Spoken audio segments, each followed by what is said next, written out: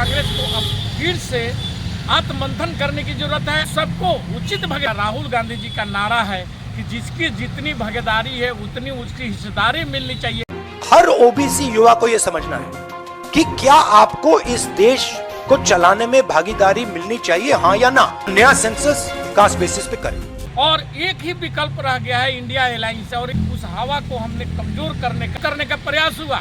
यह भी हमारा कहीं न कहीं हार का कारण बना है। हमारे शीर्ष नेतृत्व को विशेष रूप से ध्यान दे करके आगे बढ़ना होगा, तभी हम लोकसभा के चुनाव में परचम लहरा सकते हैं। नहीं तो हमारे ऊपर जो थप्पा लगा हुआ है हार की, वह शायद अभी भी खत्म नहीं होने की उम्मीद है। लेकिन इस चुनाव में एक बहुत बड़ी सबक कांग्रेस के लिए दे गया है। जो हमारा इंडिया अलायंस था उसमें अपने बड़े भाई की भूमिका में रहना ही आगे के लोकसभा के चुनाव है। ये हमारे जो राज्य स्तरीय नेताओं की जो घमंड था, यह चुनाव ने काफी हद तक तोड़ने का काम किया है। जिस ढंग से कमलनाथ जी और दिग्विजय सिंह जी मध्य प्रदेश में सख्त हिंदुत्व का लेकर के चलने का जो प्रयास किए थे और बाबाओं के पैरों में जो झुकना शुरू किए थे, इससे भी हमारे मतदाता कुछ नाराज हुए। राजस्थान में भी कन्हैया लाल का पुराना केस को प्रधानमंत्री जाकर के उभारते हैं, जबकि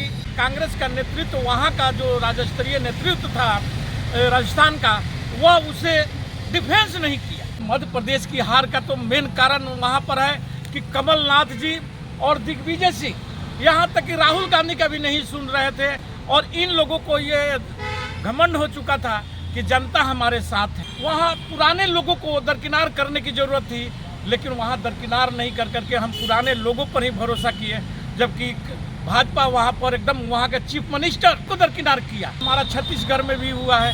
छत्तीसगढ़ में हमने आदिवासी बेल्टों में सही ढंग से काम नहीं किया। वहाँ के आदिवासी क्षेत्र में जो छोटे छोटे पार्टियाँ थी उनको हम साथ में नहीं ले पाए, और हमें ये पूरा गुड गवर्नेंस का दम पर हम चुनाव लड़ने का प्रयास किए थे, क्योंकि वहाँ पर बघेल साहब का बहुत अच्छा गुड गवर्नेंस रहा है और काम भी किए थे, अच्छी बात थी। और लेकिन हमें यदि वहाँ के क्षेत्रपों को भी लेकर के साथ में लेकर के चले रहते तो हमारा आज परिणाम अलग होता। इंडिया अलायंस का भी हमने दरकिनारा किया। इंडिया अलायंस का जो वहाँ पर रैली होने वाला था, उस रैली को रोक दिया गया। हार जीत होता है, हार जीत चलते रहता है, लेकिन अब समय है कि आगे भविष्य में जो हमारा लोकसभा चुनाव है उसमें कांग्रेस को अब बड़े भाई के रूप में इंडिया अलायंस के साथ आना होगा। हर वर्ग के लोगों को प्रतिनिधित्व देने का प्रयास करना होगा, और कांग्रेस खास करके उन लोगों पर भरोसा कर करके चल रही है जिनका हमें वोट नहीं प्राप्त हो रहा है। और वही लोग हमारे जितने भी उच्च पद है, चाहे राज्य स्तर के प्रदेश अध्यक्ष का हो या जो भी पद है, वह हम उन्हीं लोगों पर भरोसा करते हैं, उन्हीं लोगों को देते हैं। और जो हमारे ओबीसी, एससी, एसटी या अल्पसंख्यकों का हम महत्व नहीं दे रहे हैं। दोस्तों, आज आपके सामने ये 4 राज्य के जो चुनाव का परिणाम जो आया है, मुझे नहीं लगता कि इसमें ज़्यादा परिवर्तन की अब कोई गुंजाइश रह गई है, क्योंकि एक जगह पर कांग्रेस तेलंगाना में जीत रही है और 3 राज्यों में भाजपा की जीत सुनिश्चित हो चुकी है। लेकिन इस चुनाव में एक बहुत बड़ी सबक कांग्रेस के लिए दे गया है, और कांग्रेस नेतृत्व को अब सोचना पड़ेगा कि जो हमारा इंडिया अलायंस था उसमें अपने बड़े भाई की भूमिका में रहना ही आगे के चुनाव में जो लोकसभा के चुनाव है वह शायद ज़्यादा सुखद रहेगा, ये हमारे हिसाब से। लेकिन कांग्रेस नेतृत्व में एक से एक लोग भरे पड़े हैं। लेकिन मुझे लगता है कि यदि इस चुनाव में हम इंडिया अलायंस को दरकिनारा करके नहीं चलते, यदि साथ में लेकर चलते और 2-4 सीटों के सबके साथ में हम समझौता कर लेते, तो शायद इतना घटिया परिणाम देखने को नहीं मिलता। ये कहीं ना कहीं हमसे भूल हुई है, और ये हमारे जो राज्य स्तरीय नेताओं की जो घमंड था, यह चुनाव ने काफ़ी हद तक तोड़ने का काम किया है। क्योंकि जिस ढंग से कमलनाथ जी और दिग्विजय सिंह जी मध्य प्रदेश में सख्त हिंदुत्व का लेकर के चलने का जो प्रयास किए थे और बाबाओं के पैरों में जो झुकना शुरू किए थे, इससे भी हमारे मतदाता कुछ नाराज हुए। क्योंकि जो हमारे मतदाता है कांग्रेस की नीतियों पर वोट देते हैं। और कांग्रेस की हमेशा नीति रही है सभी धर्मों को लेकर के चलने का, किसी धर्म विशेष का अगुवाई नहीं करने का। वह भाजपा का काम है, भाजपा हिंदुत्व का लेकर के चलता है और हिंदू वर्ग उसे वोट भी देता है, क्योंकि भाजपा का शुरू से ही उसका एजेंडा रहा है कि लोगों को आपस में लड़ा करके, धर्म के नाम पर लड़ा करके और वोट हासिल करना। जिसका परिणाम आप देखे होंगे कि राजस्थान में भी मिला था। उस समय वो कन्हैया लाल का पुराना केस को प्रधानमंत्री जाकर के उभारते हैं, जबकि वो सही था कि वहाँ पर कन्हैया लाल के साथ में जो कुछ भी हुआ था और वहाँ के प्रशासन, वहाँ का जो हमारे चीफ मिनिस्टर थे गहलोत साहब ने काफ़ी हद तक सफल कर दिया था। लेकिन जब प्रधानमंत्री जी इस बात को उठाए थे, उस समय हमारा कांग्रेस का नेतृत्व, वहाँ का जो राज्य स्तरीय नेतृत्व था राजस्थान का, वह उसे डिफेंस नहीं किया। उसे डिफेंस कर करके और लोगों को समझाने का काम करना चाहिए था कि भैया इसमें बोलने की क्या बात है, ये तो हमने जो भी उसमें अपराधी थे उनको हमने अरेस्ट किया, अरेस्ट करके जेल में डाला। लेकिन उस कम्युनल कार्ड को खेल करके मोदी जी राजस्थान में भी भाजपा की सरकार बनाने का जो कार्य किए हैं, और हमारी योजनाएं, जैसे लोग बोल रहे हैं कि मध्य प्रदेश में लाडली बहना की योजना चल गई है, तो हमारा भी राजस्थान में गहलोत साहब की बहुत काफ़ी योजनाएं महिलाओं के प्रति था, लेकिन हमने शायद जनता तक पहुंचाने में विफल हुए हैं, जिसका परिणाम हुआ है कि हमारा राजस्थान में भी हार हुआ है।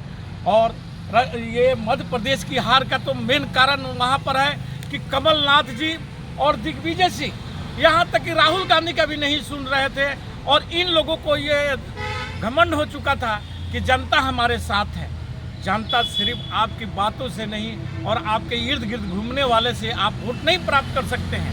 यहाँ वोट प्राप्त करने के लिए चारों तरफ नजरें खोल करके रखना पड़ता है। जिस ढंग से वहाँ पुराने लोगों को दरकिनार करने की जरूरत थी, लेकिन वहाँ दरकिनार नहीं कर करके हम पुराने लोगों पर ही भरोसा किए, जबकि भाजपा वहाँ पर एकदम वहाँ के चीफ मिनिस्टर को दरकिनार किया। राजस्थान में वहाँ के सबसे बड़ी नेत्री थी, उनको दरकिनार किया गया, और मोदी जी अपने चेहरा दिखा करके और वोट लिए और वोट लेने में सफल भी हुए हैं। लेकिन शायद कांग्रेस में आज भी यह कमी है कि वह खुल करके कोई डिसीजन नहीं लेता है, लटकाने वाले काम कर करके, और जिससे हम जनता के विश्वास को हासिल नहीं किए हैं। और इसका मुख्य कारण ये हुआ है कि हम राजस्थान और मध्य प्रदेश हार गए हैं। और सेम चीज़ जो हमारा छत्तीसगढ़ में भी हुआ है। छत्तीसगढ़ में हमने आदिवासी बेल्टों में सही ढंग से काम नहीं किया। वहाँ के आदिवासी क्षेत्र में जो छोटे छोटे पार्टियाँ थी, उनको हम साथ में नहीं ले पाए, और हमें ये पूरा गुड गवर्नेंस का दम पर हम चुनाव लड़ने का प्रयास किए थे, क्योंकि वहाँ पर बघेल साहब का बहुत अच्छा गुड गवर्नेंस रहा है और काम भी किए थे, अच्छी बात थी। और लेकिन हमें यदि वहाँ के क्षेत्रपों को भी लेकर के साथ में लेकर के चले रहते तो हमारा आज परिणाम अलग होता। इंडिया एलायंस का भी हमने दरकिनारा किया। इंडिया एलायंस का जो वहाँ पर रैली होने वाला था, उस रैली को रोक दिया गया, और ये लोग बोले कि नहीं, यहाँ पर कोई ज़रूरत नहीं है इंडिया एलायंस की रैली का, जिसका ये लोगों में, जनता में जो विश्वास था उसका धक्का पहुँचा और लोग आपके खिलाफ में मतदान किए। हार जीत होता है, हार जीत चलते रहता है, लेकिन अब समय है कि आगे भविष्य में जो हमारा लोकसभा चुनाव है उसमें कांग्रेस को अब बड़े भाई के रूप में इंडिया एलायंस के साथ आना होगा और समझौतावादी तरीका अपना करके और हर वर्गों के लोगों को भी प्रतिनिधित्व देने का प्रयास करना होगा। हम यदि कुछ लोगों पर ही भरोसे कर करके चलेंगे, और कांग्रेस खास करके उन लोगों पर भरोसा कर करके चल रही है जिनका हमें वोट नहीं प्राप्त हो रहा है, और वही लोग हमारे जितने भी उच्च पद है, चाहे राज्य स्तर के प्रदेश अध्यक्ष का हो या जो भी पद है, वह हम उन्हीं लोगों पर भरोसा करते हैं, उन्हीं लोगों को देते हैं। और जो हमारे ओबीसी, एससी, एसटी या अल्पसंख्यकों का हम महत्व नहीं दे रहे हैं, इसका भी हमें परिणाम भुगतना पड़ रहा है। इन सारे चीज़ों को कांग्रेस को अब फिर से आत्ममंथन करने की जरूरत है। आत्ममंथन कर करके और सबको उचित भागीदारी दे। मैं ये नहीं कहता हूँ कि सवर्णों को हम साथ नहीं लेकर के चलें, सवर्ण को भी लेकर साथ चलेंगे, लेकिन सबका बराबर बराबर जो हमारा राहुल गांधी जी का नारा है कि जिसकी जितनी भागीदारी है उतनी उसकी हिस्सेदारी मिलनी चाहिए, वह हम जब तक पार्टी में भी नहीं लाएंगे और पार्टी के जहाँ पर भी हमारे राज्य है वहाँ पर भी उनका यदि उचित स्थान नहीं देंगे तो शायद कांग्रेस का दुर्दिन खत्म होने वाला नहीं है। और लोकसभा का चुनाव भी जो आज देख रहे हैं कहीं वही परिणाम नहीं हो यदि हम अभी से भी नहीं सुधरेंगे, क्योंकि 6 महीना का हमारे पास मात्र टाइम रह गया है और एक ही विकल्प रह गया है इंडिया अलायंस। और इंडिया अलायंस का जिस ढंग से हवा बना हुआ था उस हवा को हमने कमज़ोर करने का 2-3 महीना के अंदर में जो ये 4-5 राज्यों के चुनाव हुआ था उसमें जो कमज़ोर करने का प्रयास हुआ यह भी हमारा कहीं ना कहीं हार का कारण बना है। और इस पर हमें विशेष हमारे शीर्ष नेतृत्व को विशेष रूप से ध्यान दे करके आगे बढ़ना होगा, तभी हम लोकसभा के चुनाव में परचम लहरा सकते हैं। नहीं तो हमारे ऊपर जो थप्पा लगा हुआ है हार की वह शायद अभी भी ख़त्म नहीं होने की उम्मीद है। इसी के साथ मैं अपना वक्तव्य समाप्त करता हूँ।